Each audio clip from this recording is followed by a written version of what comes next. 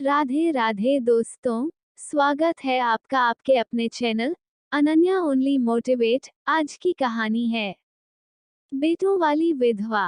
पंडित अयोध्यानाथ का देहांत हुआ तो सबने कहा, ईश्वर आदमी की ऐसी ही मौत दे। 4 जवान बेटे थे, एक लड़की। चारों लड़कों के विवाह हो चुके थे, केवल लड़की कुंवारी थी। संपत्ति भी काफी छोड़ी थी। एक पक्का मकान, 2 बगीचे, कई हजार के गहने और 20,000 नकद। विधवा फूलमती को शोक तो हुआ और कई दिन तक बेहाल पड़ी रही, लेकिन जवान बेटों को सामने देखकर उसे ढाढस हुआ। चारों लड़के एक से एक सुशील, चारों बहुएं एक से एक बढ़कर आज्ञाकारिणी। जब वह रात को लेटती तो चारों बारी बारी से उसके पांव दबाती। वह स्नान करके उठती तो उसकी साड़ी छांटती। सारा घर उसके इशारे पर चलता था।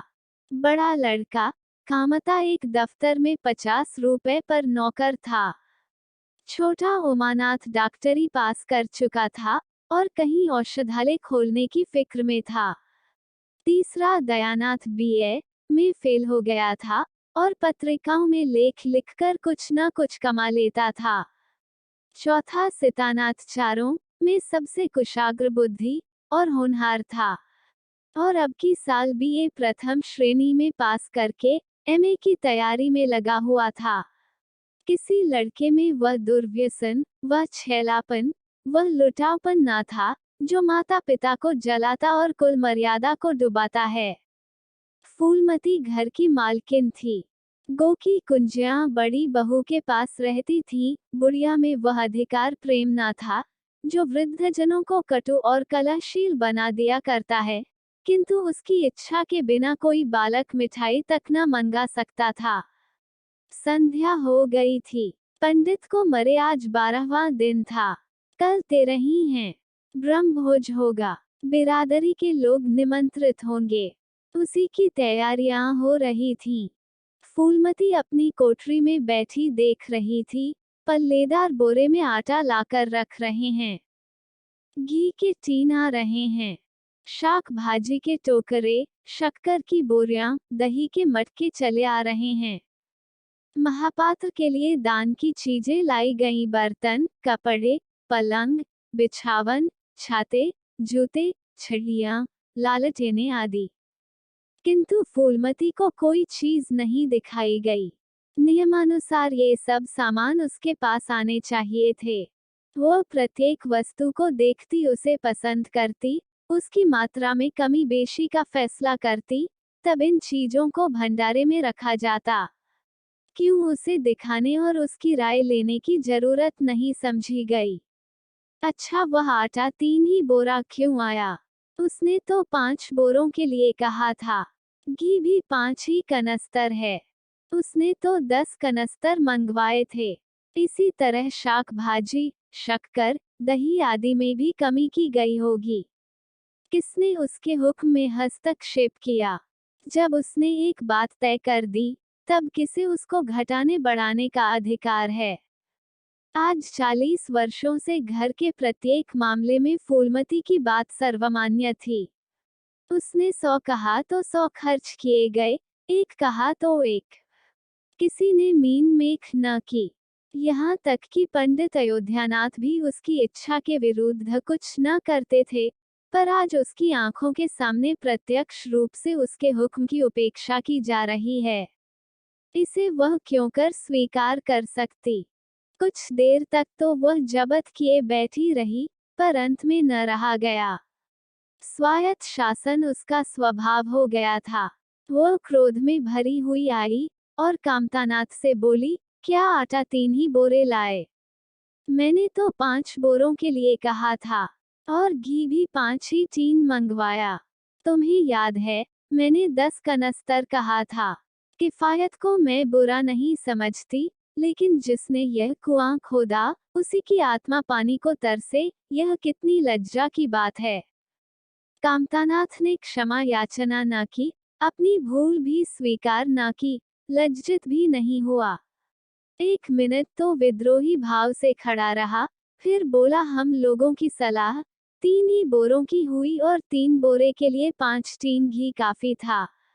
इसी हिसाब से और चीजें भी कम कर दी गई हैं। फूलमती उग्र होकर बोली, किसकी राय से आटा कम किया गया? हम लोगों की राय से। तो मेरी राय कोई चीज नहीं है। है क्यों नहीं, लेकिन अपना हानि लाभ तो हम समझते हैं। फूलमती हक्की बक्की होकर उसका मुंह ताकने लगी। इस वाक्य का आशय उसकी समझ में न आया। अपना हानि लाभ, अपने घर में हानि लाभ की जिम्मेदार वह आप है। दूसरों को, चाहे वे उसके पेट के जन्मे पुत्र ही क्यों न हो, उसके कामों में हस्तक्षेप करने का क्या अधिकार? यह लौंडा तो इस ढिठाई से जवाब दे रहा है, मानो घर उसी का है, उसी ने मर मर कर गृहस्थी जोड़ी है, मैं तो गैर हूँ। जरा इसकी हेकड़ी तो देखो। उसने तमतमाए हुए मुख से कहा, मेरे हानि लाभ के जिम्मेदार तुम नहीं हो। मुझे अख्तियार है, जो उचित समझूं वह करूं। अभी जाकर 2 बोरे आटा और 5 टीन घी और लाओ, और आगे के लिए खबरदार, जो किसी ने मेरी बात काटी। अपने विचार में उसने काफी तंबीह कर दी थी। शायद इतनी कठोरता अनावश्यक थी। उसे अपनी उग्रता पर खेद हुआ। लड़के ही तो हैं, समझे होंगे कुछ किफायत करनी चाहिए। मुझसे इसलिए न पूछा होगा कि अम्मा तो खुद हर एक काम में किफायत करती हैं। अगर इन्हें मालूम होता कि इस काम में मैं किफायत पसंद न करूंगी, तो कभी इन्हें मेरी उपेक्षा करने का साहस न होता। यद्यपि कामतानाथ अब भी उसी जगह खड़ा था, और उसकी भावभंगी से ऐसा ज्ञात होता था कि इस आज्ञा का पालन करने के लिए वह बहुत उत्सुक नहीं, पर फूलमती निश्चिंत होकर अपनी कोठरी में चली गई। इतनी तंबीह पर भी किसी को अवज्ञा करने की सामर्थ्य हो सकती है, इसकी संभावना का ध्यान भी उसे न आया। पर ज्यों-ज्यों समय बीतने लगा, उस पर यह हकीकत खुलने लगी कि इस घर में अब उसकी वह हैसियत नहीं रही, जो 10-12 दिन पहले थी। संबंधियों के यहाँ के नेवते में शक्कर, मिठाई, दही, अचार आदि आ रहे थे।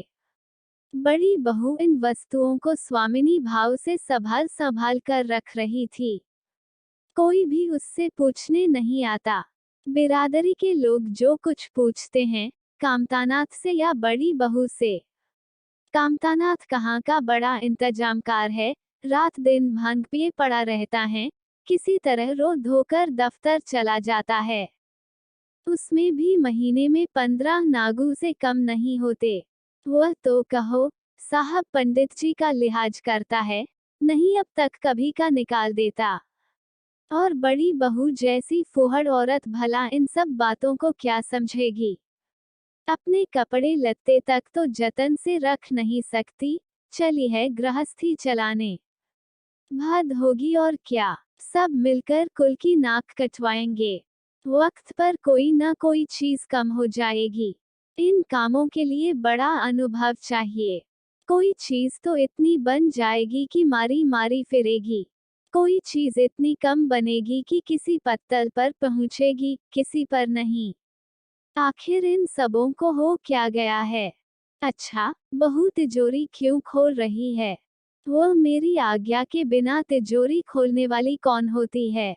कुंजी उसके पास है अवश्य, लेकिन जब तक मैं रुपए न निकलवाऊं, तिजोरी नहीं खुलती। आज तो इस तरह खोल रही है, मानो मैं कुछ हूं ही नहीं। यह मुझसे न बर्दाश्त होगा। वह झमक कर उठी, और बहू के पास जाकर कठोर स्वर में बोली, तिजोरी क्यों खोलती हो बहू? मैंने तो खोलने को नहीं कहा। बड़ी बहू ने निस्संकोच भाव से उत्तर दिया, बाजार से सामान आया है, तो दाम न दिया जाएगा। कौन चीज किस भाव में आई है और कितनी आई है, यह मुझे कुछ नहीं मालूम।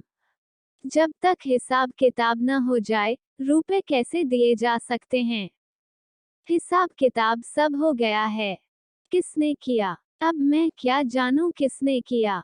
जाकर मर्दों से पूछो। मुझे हुक्म मिला, रुपए लाकर दे दो, रुपए लिए जाती हूँ। फूलमती खून का घूंट पीकर रह गई। इस वक्त बिगड़ने का अवसर न था। घर में मेहमान, स्त्री पुरुष भरे हुए थे।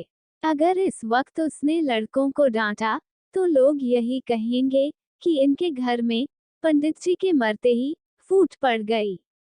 दिल पर पत्थर रखकर फिर अपनी कोठरी में चली गई।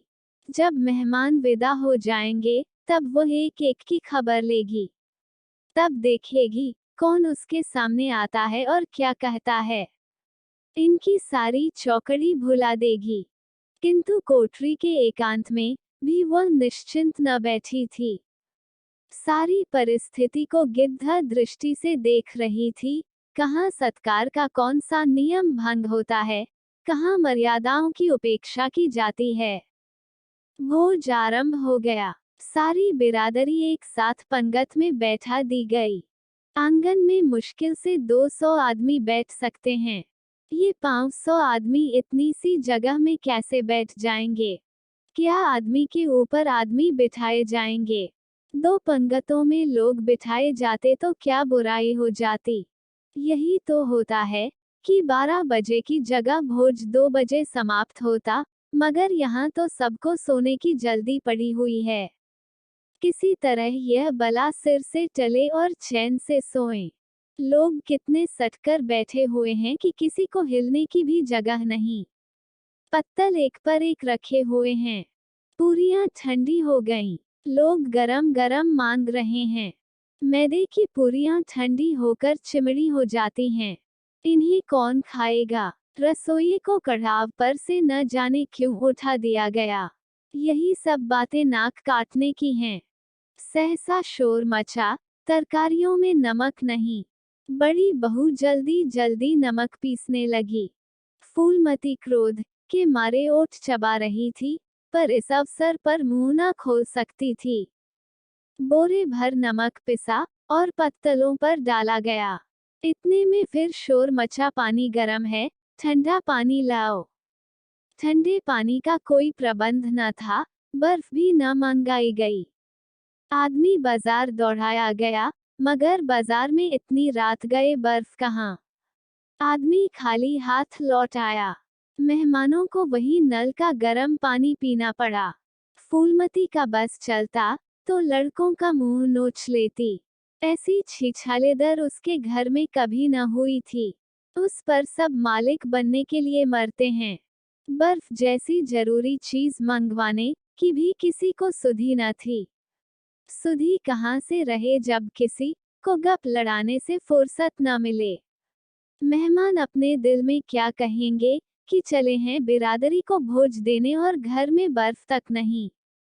अच्छा, फिर ये हलचल क्यों मच गई? अरे, लोग पंगत से उठे जा रहे हैं। क्या मामला है? फूलमती उदासीन न रह सकी। कोठरी से निकलकर बरामदे में आई और कामतानाथ से पूछा, क्या बात हो गई लल्ला? लोग उठे क्यों जा रहे हैं? कामता ने कोई जवाब न दिया। वहां से खिसक गया। फूलमती झुंझला कर रह गई। सहसा कहारिन मिल गई। फूलमती ने उससे भी यह प्रश्न किया। मालूम हुआ किसी के शोरबे में मरी हुई चूहिया निकल आई। फूलमती चित्रलिखित सी वहीं खड़ी रह गई। भीतर ऐसा उबाल उठा कि दीवार से सिर टकरा ले। अभागे भोज का प्रबंध करने चले थे। इस फुहड़पन की कोई हद है? कितने आदमियों का धर्म सत्यानाश हो गया। फिर पंगत क्यों न उठ जाए? आंखों से देखकर अपना धर्म कौन गवाएगा? हाँ, सारा किया धरा मिट्टी में मिल गया। सैकड़ों रुपए पर पानी फिर गया। बदनामी हुई वह अलग। मेहमान उठ चुके थे। पत्तलों पर खाना ज्यों का त्यों पड़ा हुआ था। चारों लड़के आंगन में लज्जित खड़े थे। एक दूसरे को इल्जाम दे रहे थे। बड़ी बहू अपनी देवरानियों पर बिगड़ रही थी। देवरानियां सारा दोष कुमुद के सिर डालती थी। कुमुद खड़ी रो रही थी। उसी वक्त फूलमती झल्लाई हुई आकर बोली, मुंह में कालिख लगी कि नहीं, या अभी कुछ कसर बाकी है? डूब मरो, सबके सब जाकर चिल्लू भर पानी में। शहर में कहीं मुंह दिखाने लायक भी नहीं रहे। किसी लड़के ने जवाब न दिया। फूलमती और भी प्रचंड होकर बोली, तुम लोगों को क्या, किसी को शर्म हया तो है नहीं? आत्मा तो उनकी रो रही है जिन्होंने अपनी जिंदगी घर की मर्जाद बनाने में खराब कर दी। उनकी पवित्र आत्मा को तुमने यूं कलंकित किया। शहर में थू थू हो रही है। अब कोई तुम्हारे द्वार पर पेशाब करने तो आएगा नहीं। कामतानाथ कुछ देर तक तो चुपचाप खड़ा सुनता रहा। आखिर झुंझलाकर बोला, अच्छा अब चुप रहो अम्मा। भूल हुई, हम सब मानते हैं, बड़ी भयंकर भूल हुई, लेकिन अब क्या उसके लिए घर के प्राणियों को हलाल कर डालोगी? सभी से भूलें होती हैं। आदमी पछताकर रह जाता है। किसी की जान तो नहीं ली जाती। बड़ी बहू ने अपनी सफाई दी, हम क्या जानते थे कि बीवी कुमुद से इतना सा काम भी न होगा। इन्हें चाहिए था कि देखकर तरकारी कढ़ाव में डालती। टोकरी उठाकर कढ़ाव में डाल दी। हमारा क्या दोष? कामतानाथ ने पत्नी को डांटा, इसमें न कुमुद का कसूर है, न तुम्हारा, न मेरा। संयोग की बात है। बदनामी भाग में लिखी थी, वह हुई। इतने बड़े भोज में एक एक मुट्ठी तरकारी कढ़ाव में नहीं डाली जाती। टोकरे के टोकरे उड़ेल दिए जाते हैं। कभी कभी ऐसी दुर्घटना होती है, पर इसमें कैसी जग हंसाए और कैसी नक कटाए। तुम खामखा जले पर नमक छिड़कती हो। फूलमती ने दांत पीसकर कहा, शर्माते तो नहीं, उल्टे और बेहयाई की बातें करते हो। कामतानाथ ने संकोच होकर कहा, शर्माऊं क्यों, किसी की चोरी की हैं। चीनी में छींटे और आटे में घुन, यह नहीं देखे जाते। पहले हमारी निगाह न पड़ी, बस यही बात बिगड़ गई। नहीं, चुपके से चूहिया निकालकर फेंक देते, किसी को खबर भी न होती।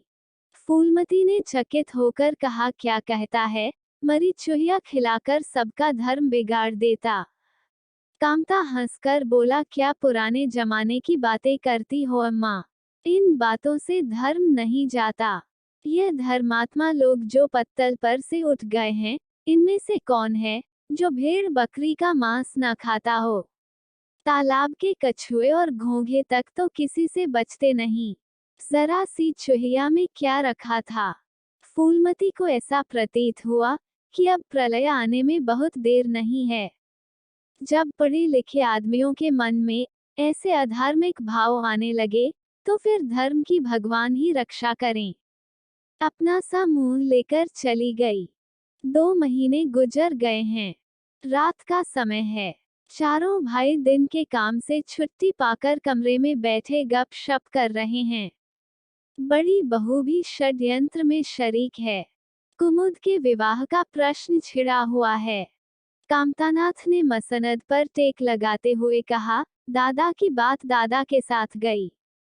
पंडित विद्वान भी हैं और कुलीन भी होंगे, लेकिन जो आदमी अपनी विद्या और कुलीनता को रूपों पर बेचे, वह नीच है। ऐसे नीच आदमी के लड़के से हम कुमुद का विवाह सेंत में भी न करेंगे। 5,000 तो दूर की बात है। उसे बताओ धता और किसी दूसरे वर की तलाश करो।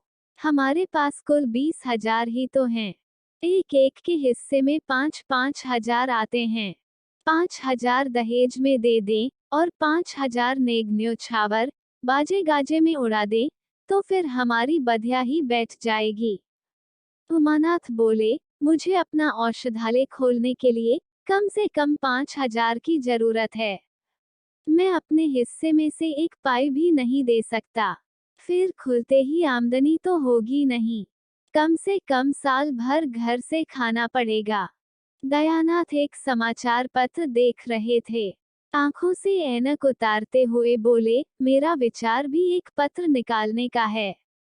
प्राइस और पत्र में कम से कम 10,000 का कैपिटल चाहिए। 5,000 मेरे रहेंगे तो कोई ना कोई साझेदार भी मिल जाएगा। पत्रों में लेख लिखकर मेरा निर्वाह नहीं हो सकता। कामतानाथ ने सिर हिलाते हुए कहा, अजी, राम भजो, सेंत में कोई लेख छपता नहीं, रुपए कौन देता है? दयानाथ ने प्रतिवाद किया, नहीं, यह बात तो नहीं है। मैं तो कहीं भी बिना पेशगी लिए पुरस्कार नहीं लिखता। कामता ने जैसे अपने शब्द वापस लिए, तुम्हारी बात मैं नहीं कहता भाई।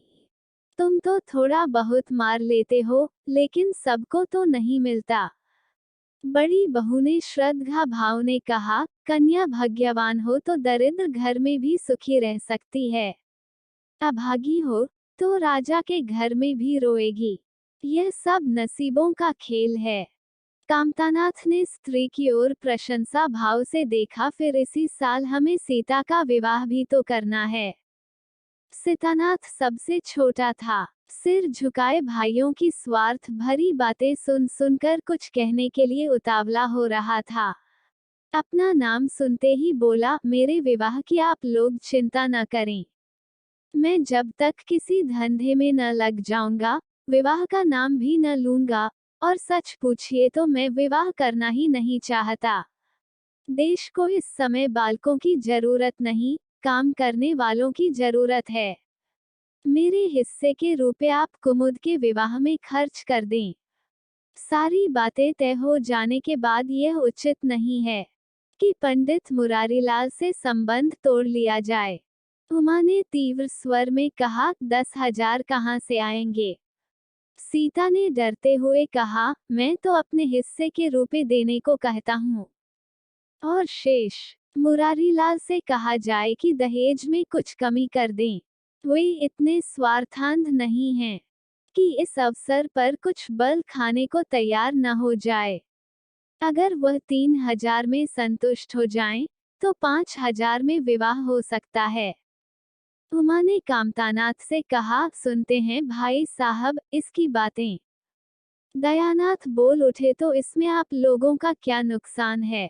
मुझे तो इस बात से खुशी हो रही है कि भला हम में कोई तो त्याग करने योग्य है। इन्हें तत्काल रुपए की जरूरत नहीं है, सरकार से वजीफा पाते ही हैं। पास होने पर कहीं न कहीं जगह मिल जाएगी। हम लोगों की हालत तो ऐसी नहीं है। कामतानाथ ने दूरदर्शिता का परिचय दिया, नुकसान की एक ही कही। हम में से एक को कष्ट हो तो क्या और लोग बैठे देखेंगे।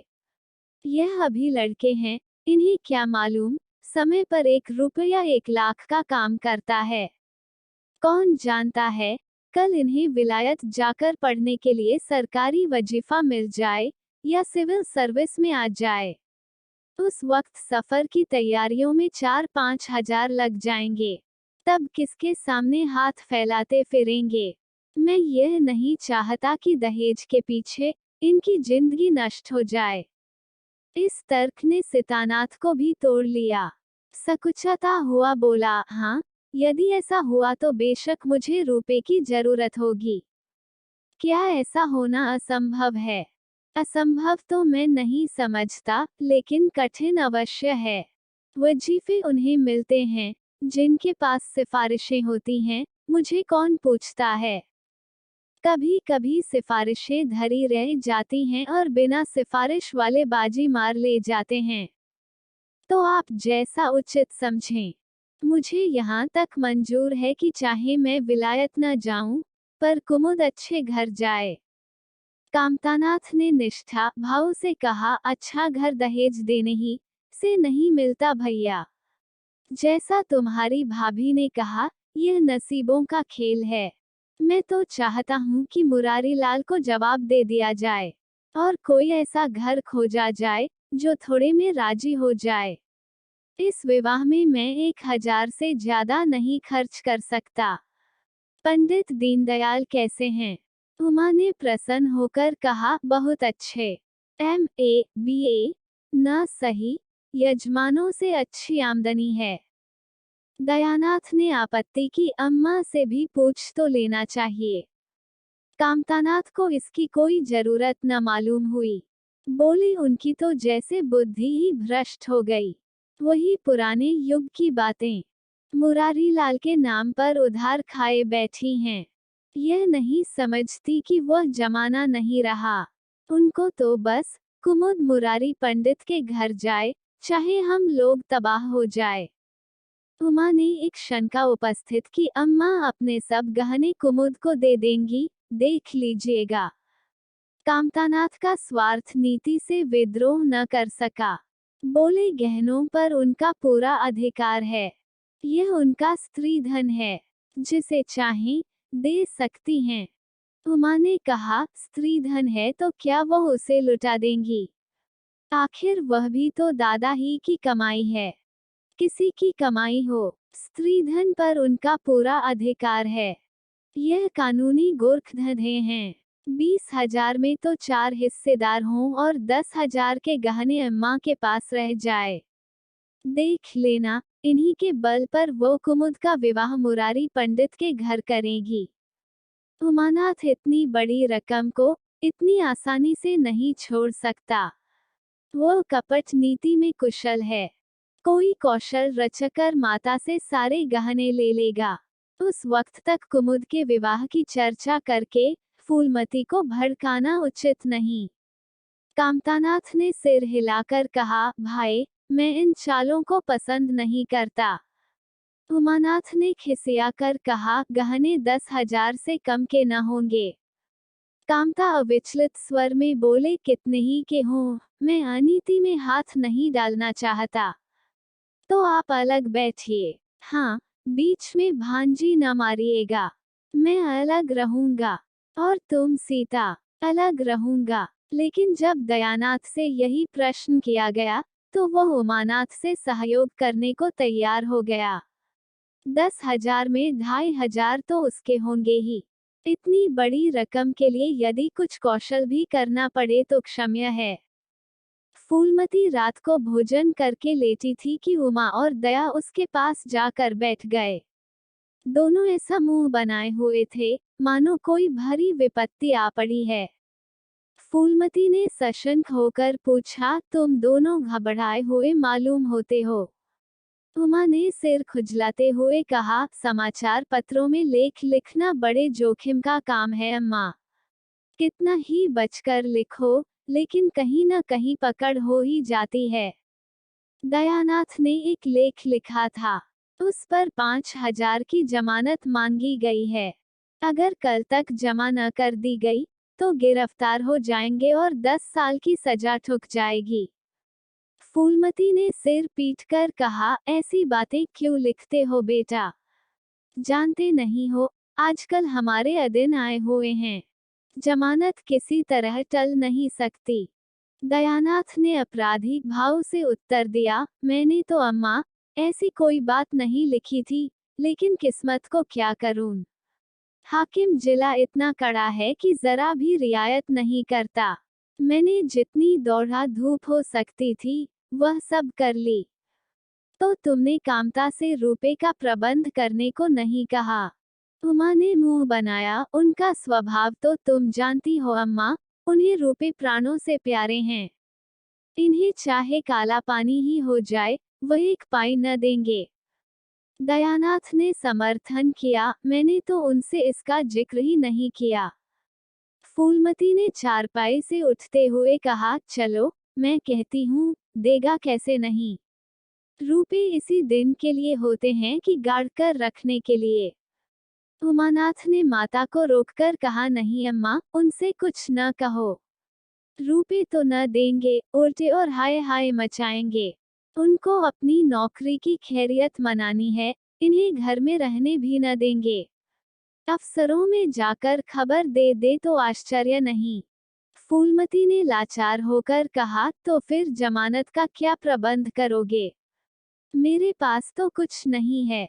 हाँ, मेरे गहने हैं, इन्हें ले जाओ, कहीं गिरो रखकर जमानत दे दो। और आज से कान पकड़ो कि किसी पत्र में एक शब्द भी न लिखोगे। दयानाथ कानों पर हाथ रखकर बोला, यह तो नहीं हो सकता अम्मा, कि तुम्हारे जेवर लेकर मैं अपनी जान बचाऊं। 10-5 साल की कैद ही तो होगी, झेल लूंगा। यहीं बैठा बैठा क्या कर रहा हूँ। फूलमती छाती पीटते हुए बोली, कैसी बातें मुंह से निकालते हो बेटा, मेरे जीते जी तुम्हें कौन गिरफ्तार कर सकता है। उसका मुंह झुलस दूंगी। गहने इसी दिन के लिए हैं, या और किसी दिन के लिए। जब तुम ही न रहोगे, तो गहने लेकर क्या आग में झोंकूंगी। उसने पिटारी लाकर उसके सामने रख दी। दया ने उमा की ओर जैसे फरियाद की आंखों से देखा और बोला, आपकी क्या राय है भाई साहब? इसी मारे मैं कहता था, अम्मा को बताने की जरूरत नहीं, जेल ही तो हो जाती या और कुछ। उमा ने जैसे सिफारिश करते हुए कहा, यह कैसे हो सकता था कि इतनी बड़ी वारदात हो जाती और अम्मा को खबर न होती।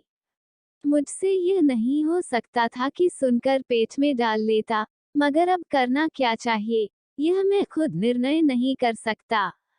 न तो यही अच्छा लगता है कि तुम जेल जाओ, और न यही अच्छा लगता है कि अम्मा के गहने गिरो रखे जाए। फूलमती ने व्यथित कंठ से पूछा, क्या तुम समझते हो, मुझे गहने तुमसे ज्यादा प्यारे हैं? मैं तो प्राण तक तुम्हारे ऊपर न्योछावर कर दूं, गहनों की बिसात ही क्या है? दया ने दृढ़ता से कहा, अम्मा, तुम्हारे गहने तो न लूंगा, चाहे मुझ पर कुछ ही क्यों न आ पड़े। जब आज तक तुम्हारी कुछ सेवा न कर सका, तो किस मुंह से तुम्हारे गहने उठा ले जाऊं? मुझ जैसे कपूत को तो तुम्हारी कोख से जन्म ही न लेना चाहिए था। सदा तुम्हें कष्ट ही देता रहा। फूलमती ने भी उतनी ही दृढ़ता से कहा, अगर यूं न लोगे, तो मैं खुद जाकर इन्हें गिरो रख दूंगी, और खुद हाकिम जिला के पास जाकर जमानत जमा कर आऊंगी। अगर इच्छा हो तो यह परीक्षा भी ले लो। आंखें बंद हो जाने के बाद क्या होगा, भगवान जाने, लेकिन जब तक जीती हूँ तुम्हारी ओर कोई तिरछी आंखों से देख नहीं सकता। उमानाथ ने मानो माता पर एहसान रखकर कहा, अब तो तुम्हारे लिए कोई रास्ता नहीं रहा दयानाथ। क्या हरज है, ले लो, मगर याद रखो, जो ही हाथ में रुपए आ जाए, गहने छुड़ाने पड़ेंगे। सच कहते हैं, मातृत्व दीर्घ तपस्या है। माता के सिवाय इतना स्नेह और कौन कर सकता है? हम बड़े अभागे हैं कि माता के प्रति जितनी श्रद्धा रखनी चाहिए, उसका शतांश भी नहीं रखते।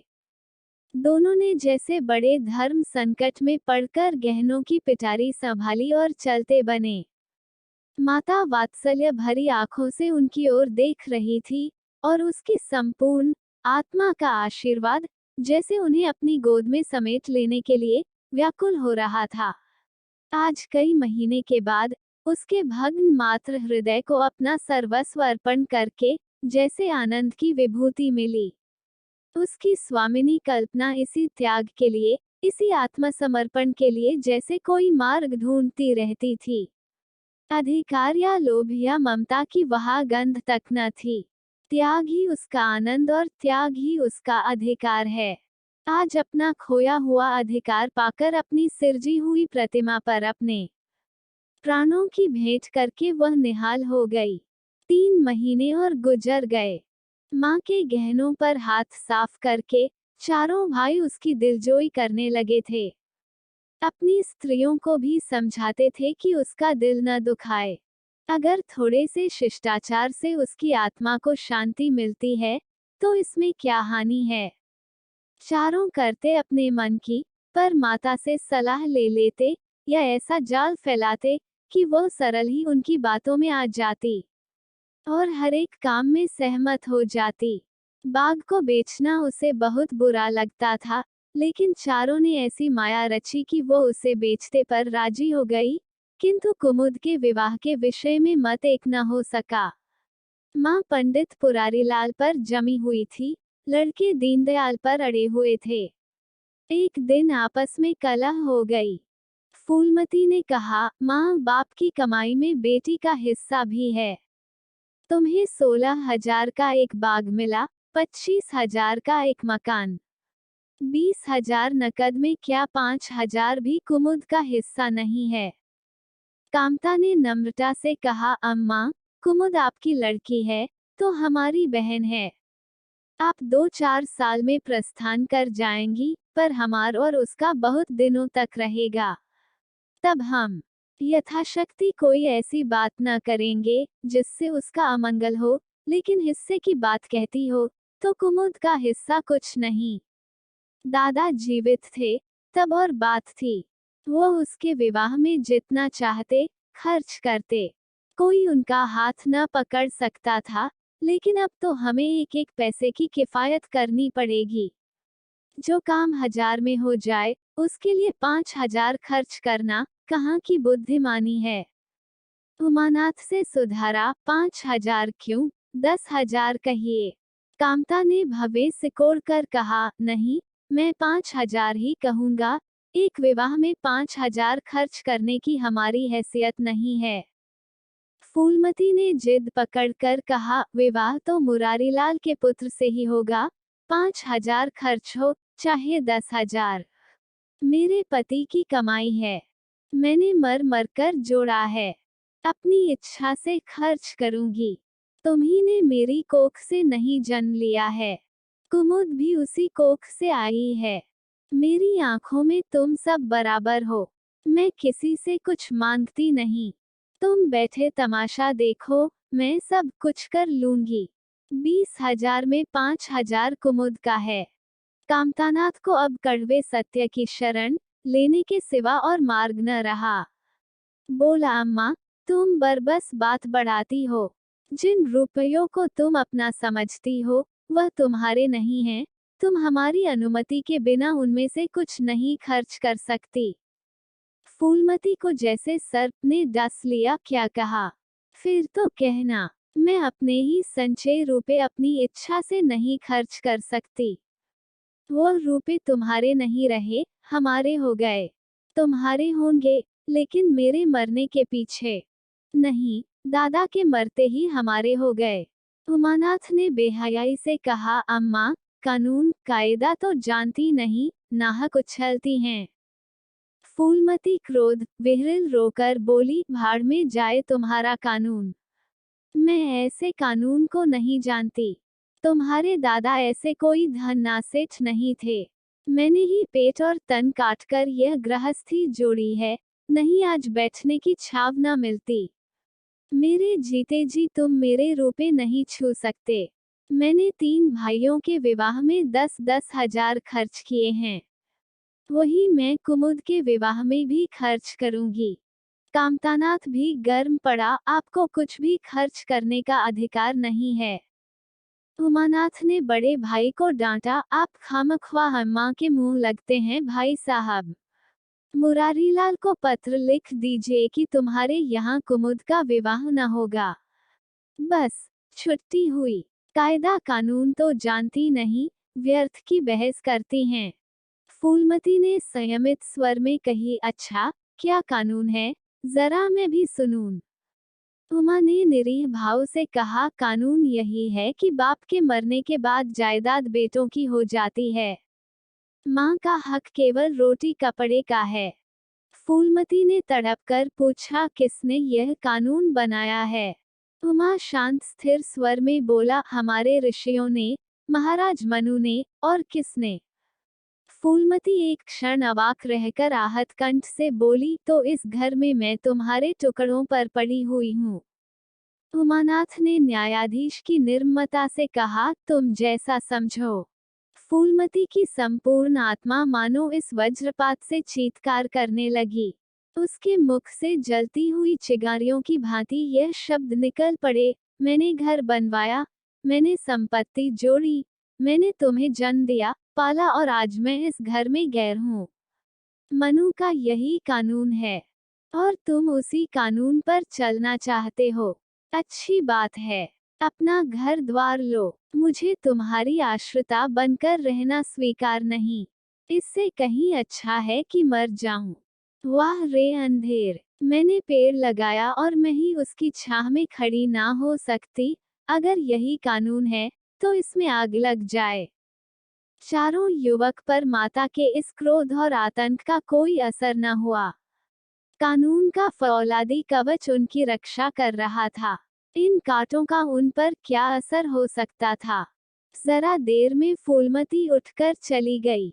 आज जीवन में पहली बार उसका वात्सल्य मग्न मातृत्व अभिशाप बनकर उसे धिक्कारने लगा। जिस मातृत्व को उसने जीवन की विभूति समझा था, जिसके चरणों पर वो सदैव अपनी समस्त अभिलाषाओं और कामनाओं को अर्पित करके अपने को धन्य मानती थी, वही मातृत्व आज उसे अग्निकुंड सा जान पड़ा, जिसमें उसका जीवन जलकर भस्म हो गया।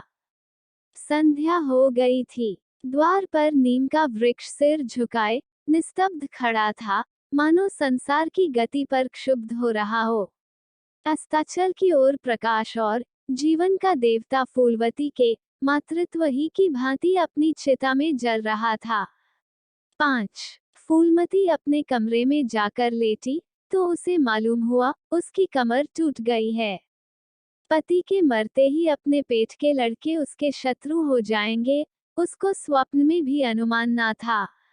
जिन लड़कों को उसने अपना हृदय रक्त पिला पिला कर पाला, वही आज उसके हृदय पर यूं आघात कर रहे हैं। अब वो घर उसे कांटों की सेज हो रहा था। जहां उसकी कुछ कद्र नहीं, कुछ गिनती नहीं, वहां अनाथों की भांति पड़ी रोटियां खाए, ये उसकी अभिमानी प्रकृति के लिए असह्य था। पर उपाय ही क्या था? वो लड़कों से अलग होकर रहे भी तो नाक किसकी कटेगी? संसार उसे थूके तो क्या, और लड़कों को थूके तो क्या, बदमानी तो उसी की है। दुनिया यही तो कहेगी कि 4 जवान बेटों के होते बुढ़िया अलग पड़ी हुई, मजूरी करके पेट पाल रही है। जिन्हें उसने हमेशा नीच समझा, वही उस पर हंसेंगे। नहीं, वो अपमान इस अनादर से कहीं ज्यादा हृदय विदारक था। अब अपना और घर का पर्दा ढका रखने में ही कुशल है। हाँ, अब उसे अपने को नई परिस्थितियों के अनुकूल बनाना पड़ेगा। समय बदल गया है। अब तक स्वामिनी बनकर रही, अब लोड़ी बनकर रहना पड़ेगा। ईश्वर की यही इच्छा है। अपने बेटों की बातें और लाते गैरों की बातों और लातों की अपेक्षा फिर भी गनीमत हैं। वो बड़ी देर तक मुंह ढांपे अपनी दशा पर रोती रही। सारी रात ऐसी आत्मवेदना में कट गई। शरद का प्रभाव डरता डरता उषा की गोद से निकला, जैसे कोई कैदी छिपकर जेल से भाग आया हो। फूलमती अपने नियम के विरुद्ध आज लड़के ही उठी। रात भर में उसका मानसिक परिवर्तन हो चुका था। सारा घर सो रहा था और वह आंगन में झाड़ू लगा रही थी। रात भर उसमें भीगी हुई उसकी पक्की जमीन उसके नंगे पैरों में कांटों की तरह चुभ रही थी। पंडित जी उसे कभी इतने सवेरे उठने न देते थे। शीत उसके लिए बहुत हानिकारक था। पर अब वो दिन नहीं रहे। प्रकृति उसको भी समय के साथ बदल देने का प्रयत्न कर रही थी। झाड़ू से फुर्सत पाकर उसने आग जलाई और चावल दाल की कंकड़ियां चुनने लगी। कुछ देर में लड़के जागे। बहुएं उठीं। सभी ने बुढ़िया को सर्दी से सिकुड़े हुए काम करते देखा, पर किसी ने यह न कहा कि अम्मा, क्यों हलकान होती हो। शायद सब के सब बुढ़िया के इस मान मर्दन पर प्रसन्न थे। आज से फूलमती का यही नियम हो गया कि जी तोड़कर घर का काम करना और अंतरंग नीति से अलग रहना। उसके मुख पर जो एक आत्मगौरव झलकता रहता था, उसकी जगह अब गहरी वेदना छाई हुई नजर आती थी। जहां बिजली जलती थी, वहां अब तेल का दिया टिमटिमा रहा था, जिसे बुझा देने के लिए हवा का एक हल्का सा झोंका काफी है। मुरारीलाल को इनकारी पत्र लिखने की बात पक्की हो चुकी थी। दूसरे दिन पत्र लिख दिया गया। दीनदयाल से कुमुद का विवाह निश्चित हो गया। दीनदयाल की उम्र 40 से कुछ अधिक थी, मर्यादा में भी कुछ हेठे थे, पर रोटी दाल से खुश थे। बिना किसी ठहराव के विवाह करने पर राजी हो गए। तिथि नियत हुई, बारात आई, विवाह हुआ और कुमुद विदा कर दी गई। फूलमती के दिल पर क्या गुजर रही थी, इसे कौन जान सकता है।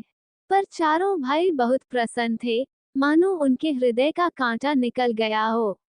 ऊंचे कुल की कन्या मुंह कैसे खोलती। भाग्य में सुख भोगना लिखा होगा, सुख भोगेगी, दुख भोगना लिखा होगा, दुख झेलेगी। हरी इच्छा बेकसों का अंतिम अवलंब है। घर वालों ने जिससे विवाह कर दिया, उसमें 1000 ऐब हों, तो भी वह उसका उपास्य, उसका स्वामी है। प्रतिरोध उसकी कल्पना से परे था। फूलमती ने किसी काम में दखल न दिया। कुमुद को क्या दिया गया, मेहमानों का कैसा सत्कार किया गया, किसके यहाँ से नेवते में क्या आया, किसी बात से भी उसे सरोकार ना था। उससे कोई सलाह भी ली गई तो यही कहा, बेटा तुम लोग जो करते हो अच्छा ही करते हो, मुझसे क्या पूछते हो। जब कुमुद के लिए द्वार पर डोली आ गई और कुमुद माँ के गले लिपट कर रोने लगी, तो वह बेटी को अपनी कोठरी में ले गई और जो कुछ 150 रुपए और 2-4 मामूली गहने उसके पास बच रहे थे, बेटी की आंचल में डालकर बोली, बेटी मेरी तो मन की मन में रह गई, नहीं तो क्या आज तुम्हारा विवाह इस तरह होता और तुम इस तरह विदा की जाती। आज तक फूलमती ने अपने गहनों की बात किसी से न कही थी। लड़कों ने उसके साथ जो कपट व्यवहार किया था, इसे चाहे अब तक न समझी हो, लेकिन इतना जानती थी कि गहने फिर न मिलेंगे और मनोमालिन्य बढ़ाने के सिवा कुछ हाथ न लगेगा। लेकिन इस अवसर पर उसे अपनी सफाई देने की जरूरत मालूम हुई। कुमुद यह भाव मन में लेकर जाए कि अम्मा ने अपने गहने बहुओं के लिए रख छोड़े, इसे वह किसी तरह न सह सकती थी, इसलिए वह उसे अपनी कोठरी में ले गई थी। लेकिन कुमुद को पहले ही इस कौशल की टोह मिल चुकी थी। उसने गहने और रुपए आंचल से निकालकर माता के चरणों में रख दिए और बोली, अम्मा मेरे लिए तुम्हारा आशीर्वाद लाखों रुपयों के बराबर है, तुम इन चीजों को अपने पास रखो, न जाने अभी तुम्हें किन विपत्तियों का सामना करना पड़े। फूलमती कुछ कहना ही चाहती थी कि उमानाथ ने आकर कहा, क्या कर रही है कुमुद, चल जल्दी कर, साइट चली जाती है।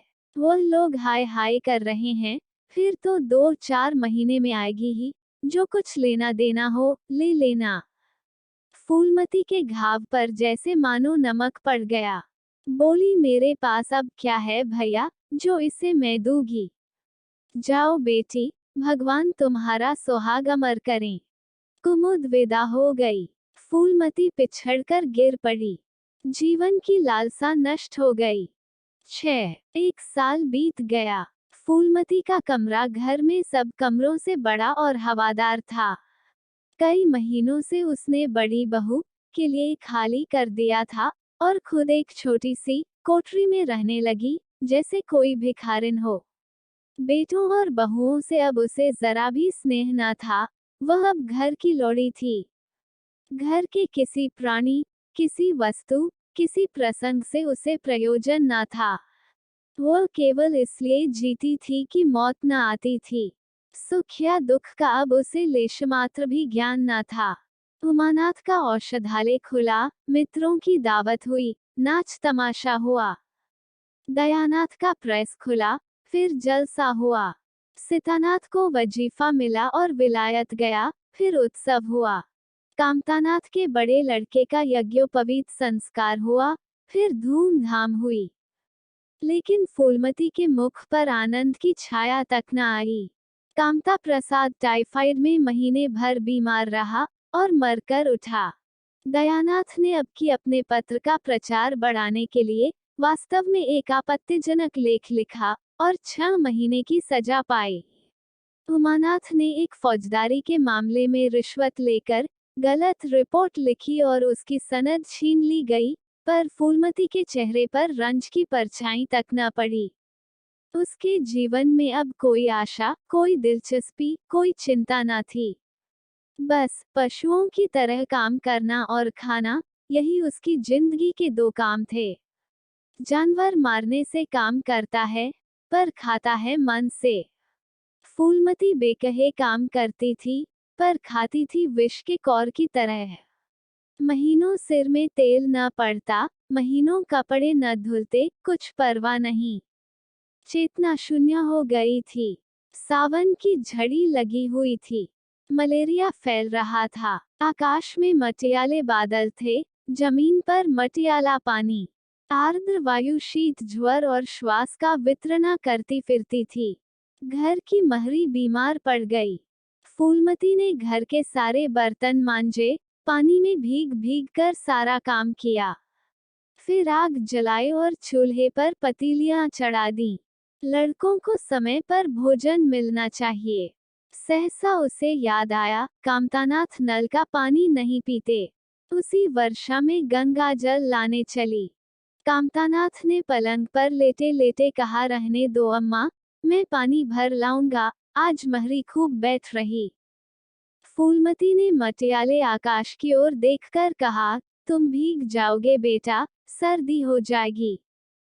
कामतानाथ बोले, तुम भी तो भीग रही हो, कहीं बीमार न पड़ जाओ।